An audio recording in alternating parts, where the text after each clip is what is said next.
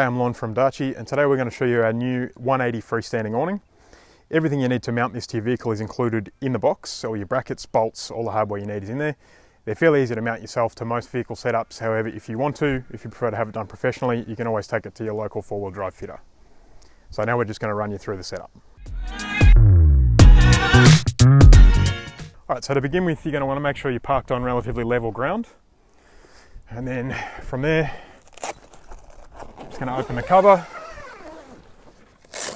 just flip that back out of the way,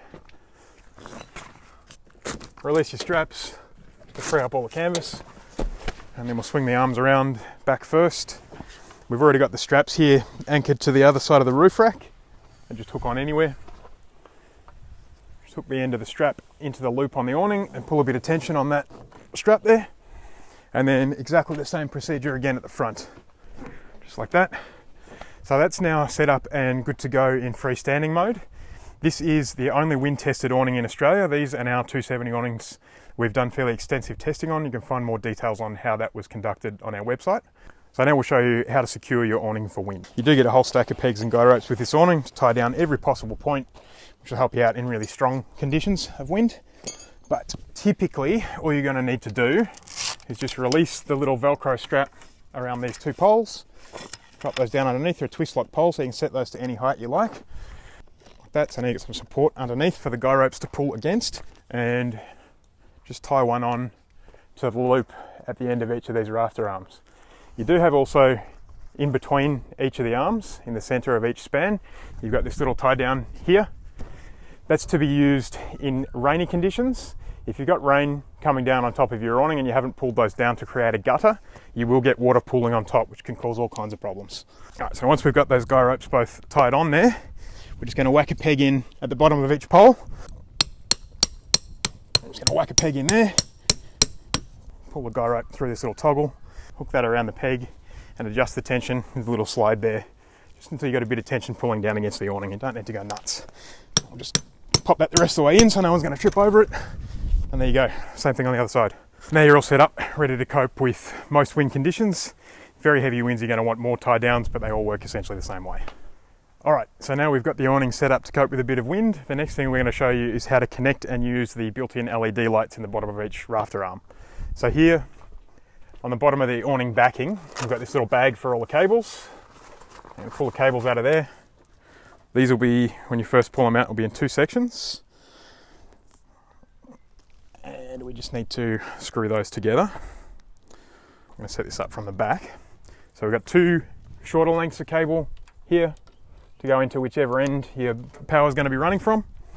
And then the other two longer ones, and plug those two into the arms at the front. And from there we've got a little battery pack here. We find this the simplest way to run these lights, but you can plug these into whatever you want. The cables just terminate in a single 5-volt USB connection. Plug that in there. Switch it on, should have lights. So we've got white and amber, and full amber. They're also all dimmable, all off this little controller here. All right, and now we will move into setting up the walls. So all we're going to do is just grab the front end of the zip run there, and plug that into the zip head and right back into the stop on the top of the awning. And you will need to hold that in place just while you get the zip started. There we go. And so from there, I'm just going to zip this all the way around.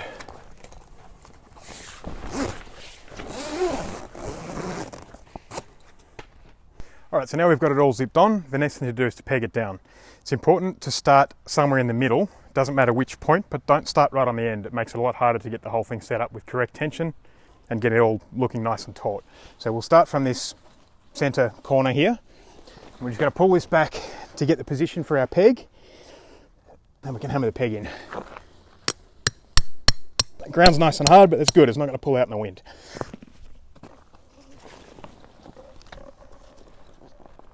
Hook the elastics on there, and you can just tap that the rest of the way down so no one's going to trip over it, hopefully. I'll move on to the other center corner here, and it's the same thing again. And then round to the ends,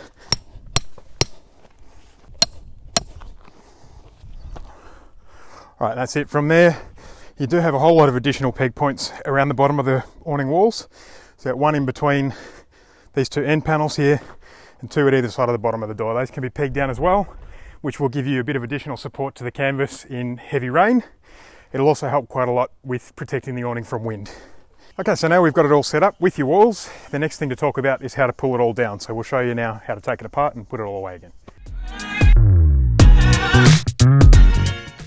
All right, now to pack it up, taking the walls off is as simple as just pulling out the pegs, unzipping the walls all the way around. You're gonna have to undo any guy ropes that are on there as well, and just folding up the walls and sticking them back in the bag. All right, so to pack up your awning, the first thing you're gonna wanna do is just fold up your poles. So we're just compressing those back to the shortest length, sticking them back up under the rafter arm and just under the Velcro strap there. And then from there, we're just gonna pull out all the cables for the lights. If you fold the awning up with those in, they're obviously gonna be crushed, so you do wanna take those out. Just roughly roll those up and stick them back in the bag. Shove those all in there. And next thing we need to do is just release the tension on the straps at the back and at the front. Now you're going to fold it in from the front side first, assuming it's on the left-hand side, passenger side of the vehicle. It folds in, and the other arms swing around on top. And from there, we just want to make sure this canvas is all hanging down evenly. You will sometimes get it bunch up a little bit. Just make sure you pull that out nice and even, and then just roll it up. The trick to this is to not get too carried away with rolling it super tight.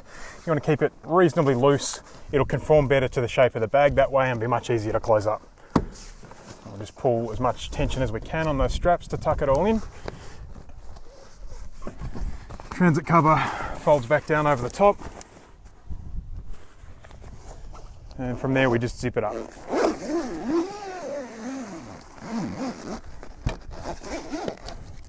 Just like that.